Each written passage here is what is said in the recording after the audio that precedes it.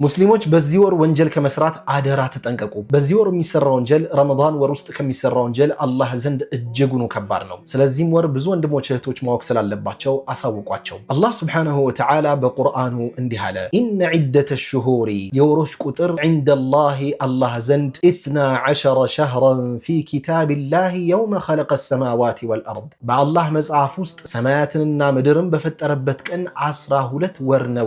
ሚንሃ አርበዐቱን ሑሩም ከነሱ አራቱ የተከበሩ ናቸው። እነማን ናቸው እነዚህ አራቱ? ዙልቂዕዳ፣ ዙልሕጃ፣ ሙሐረም፣ ረጀብ። አሁን ሙሐረም ወር ላይ እንገኛለን። አስከተልና አላህ ሱብሓነሁ ወተዓላ ምን አለ? ዛሊከ ዲኑል ቀይም ይህ ቀጥተኛው ሃይማኖት ነው። ፈላ ተዝሊሙ ፊሂነ አንፉሰኩም በእነርሱ ውስጥም ነፍሶቻችሁን አትበድሉ። ይህም ማለት አንድ ሙእሚን ወንጀል ሲሰራ ነፍሱን እየበደለ ነው ማለት ነው። ስለዚህ ያ እኽዋን በሁሉም ወራቶች ወንጀል መስራት እንደሌለብን ሁሉ በእነዚህ ወራቶች ደግሞ ይበልጥ ከወንጀል መራቅና መጠንቀቅ አለብን። ስለዚህ ይህን አይናችንን፣ ጆሮአችንን፣ ምላሳችንን፣ እጃችንን፣ እግራችንን ሁሉንም ሰውነታችንን ከወንጀል መጠበቅ አለብን።